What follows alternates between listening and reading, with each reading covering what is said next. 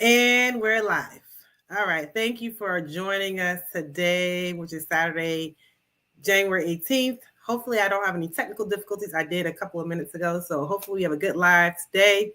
And I'm bringing this live to you because, one, this is one of the most popular videos on our pre-law school, law school, and beyond playlist. And two, because this is Martin Luther King weekend. On Monday is Martin Luther King Day. And I wanted to bring this list back to kind of show you some tips that will help you get into law school with the legacy of Martin Luther King in mind, right? Like not what will he do, but what does his legacy represent for people who are minorities or the underrepresented who are applying to law school? Obviously, more than those kind of people are interested in our channel. But I do think that because Tracy and I, who's the other attorney on the channel, we are African-American women who went to an HBCU, historically Black college and university, we inspire those who look like us and who have the similar journey and the similar goals that we do. So I think it is great that people look to us for guidance about how we navigated our journey from pre-law, law school, and beyond. We graduated in 2011, and so we kind of have a good grasp of what's going on as far as the lawyers and how we can kind of reach back and give advice to those who also would like to become lawyers, and kind of inspire them to do the same. So, and we've also mentored people, so at different parts of their journey. So they may have been younger ones, maybe in high school, undergrad, or just, they may have taken a gap year or be non-traditional students who are applying for law school. And we kind of want to give advice for everybody. So if you're hopping on the live now, say hi in the comment section. I want to know where you're watching from. Let me know which part of the United States or even beyond. I'm in Houston area, Texas. So comment in the comment section. Let me know where you're watching from. So I'm going to get right into the 5 secrets to getting into law school. And like I said, with Martin Luther King in mind, his legacy was he basically inspired those for justice, to make sure there's equality. And I know that the recent Supreme Court decision where it basically banned affirmative action kind of put a sour taste in some people's mouths about, what the law school landscape would look like if they didn't have affirmative action. In reality, I don't know how much it helped the underrepresented, which was designed to help, but I don't want you to get discouraged. I want you to know that despite that ruling, you still have a chance if you perhaps do these things in addition to other things. So if you're new here, I'm Larita. Hit the like button and subscribe if you are new to the TXC crew. And we're going to go to right there. Number 1 is build a community of support. So I always say have mentors, colleagues in a community that shares your vision. You can reach out to people just like me, other lawyers who have done it before you. Unfortunately, I did not have that in my position. And I guess despite not having it, I still persevered, but I definitely made a lot of mistakes along the way. And so if you can have somebody that can help guide you through that, I think it makes the process a lot, not easier, but more digestible. I've mentored people who said they just want to do something. I'm like, well, why do you want to do it? So we got into like the details of that. And I think it's important for them to talk to somebody who knows what they're doing and also can basically help them review their personal statement, help them to kind of guide them where they need to go.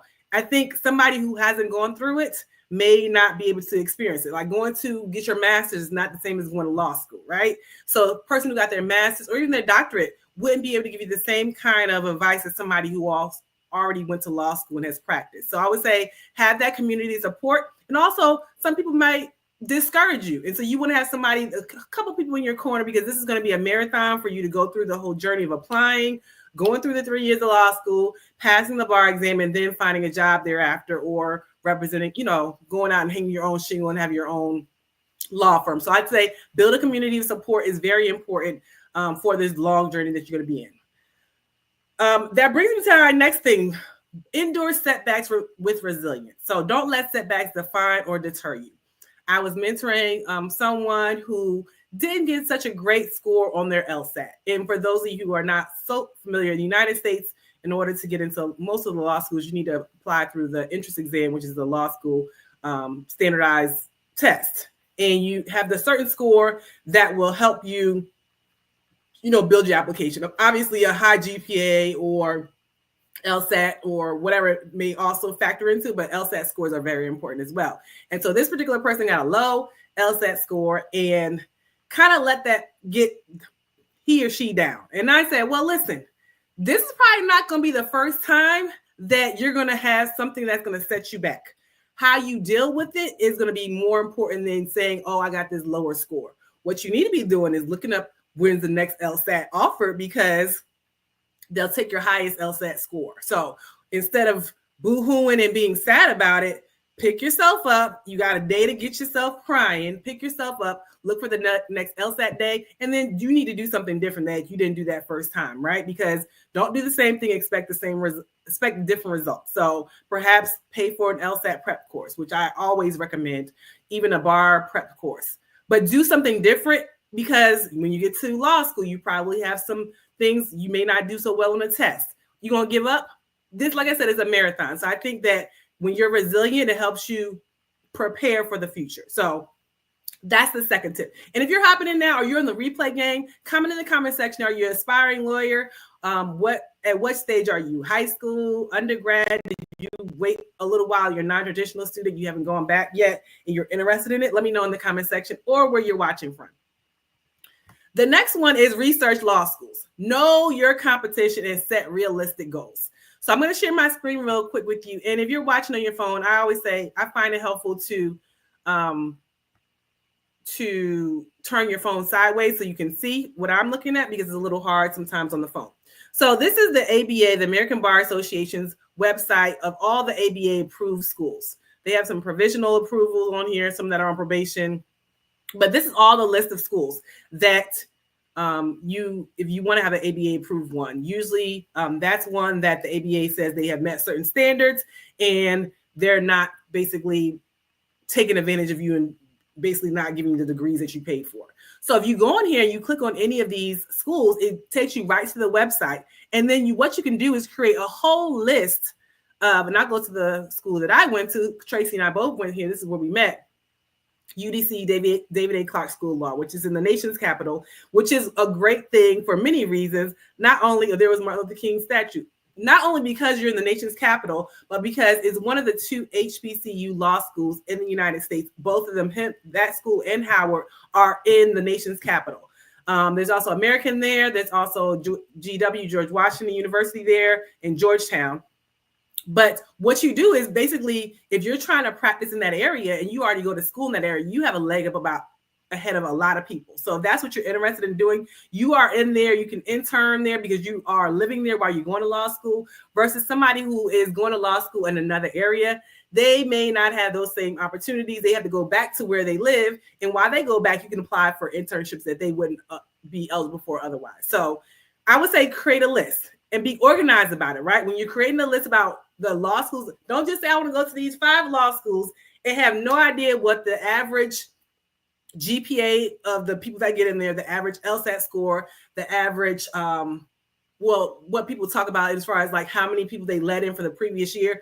Don't be under advised about what the competition is, because you need to know. Obviously, most people that go to law school are smart, right? You're going to be there with a lot of people that are just as smart as you or even smarter, right? That's not a debate. What you need to figure out is how to distinguish yourself from somebody else. And that goes into my next thing. But knowing what somebody else is going to be important for it. So, and if you're watching, let me know in the comment section where you're watching from. We're Texas here, Houston, Texas area. So keep that in mind. All right. The next one is be a leader for change. Have creative solutions to problems. As I mentioned before, most people that go to law school are intelligent. That's not a debate, right? You went through 4 years of undergrad or however long it took you to get to undergrad. You had to apply specifically to go to law school, and you had to qualify based on certain categories. So on paper, you probably look like somebody else. What's going to distinguish you from somebody else is how you deal with problems. And that could be illustrated in your personal statement that you have to include in your application to go to law school. What creative solutions have you created for problems? A lot of lawyering, once you get into practice, is figuring out how to solve people's problems. They come in and dump their problems in your lap, like, help me figure it out, right? And yes, the law will help navigate how to help somebody's problems, but also understanding, somebody's done this before and this didn't work. Okay, how can I figure this out? Doing that in real life and then illustrating in your personal statement and illustrating it in a way that is understandable for the admissions officer. In my community, I noticed that people always didn't recycle. So what did I do? I created a recycling program. I went to the recycling community center and I said, hey, can we have garbage cans issued to all the residents so that we can be able to help in the community in regards to recycling, right? You saw a problem, you created a solution to help that problem, right? That's very small scale. But in general, what problem do you see and what suggestions do you have to fix it? It may be a problem that has not been fixed yet, right? It might be something that, okay, I have a vision for this. And if you let me into law school and become a lawyer, I can fix it. And this is how I would like to do it, right? So that's what they're looking for. They're not looking for robots in law school. The diversity of what makes law school great is that everybody thinks differently, right? It's not only one solution to a problem. And if you present something that they say, that's interesting, I didn't think about it that way, that person, he or she will be good for the class of 2000, whatever it is, right? So that would be a leader for change in that respect. And then the last thing I want to say is, and like I said, if you're watching, make sure you hit that thumbs up button before you hop off. If you get to hop off, and share it with somebody that you think it might be helpful for. But don't forget your why. How bad do you want it, and what will you do to get there? I mentored somebody else, and this was a non-traditional law student, and this person was also working full-time and was applying to go to law school. And they were also like signing up for extra shifts at work and doing other things, but they wanted to go to law school. And I just had to say to the person one day, like, how bad do you want this? Because it seems to me like, oh, this would be great if I get it, but your actions are not really showing that you want it that bad. How bad do you want something that you would put everything else on hold? Or for the most part, you don't sign up for extra things because you don't really have time for extra things until you get your spot, secure your spot in the law school. How bad do you want it? Why do you even want to go to law school? What is the purpose? Is it to fulfill your parents' dream? Is it for you? What is going to help you accomplish? Because, baby, believe me, when you get to law school on those long nights of writing papers or researching, you're going to be thinking about that why. And if it's not a strong why, I've seen people drop out of law school. So you have to remember what your why is and how bad you want it. And that's going to determine, that's going to be a talk with yourself.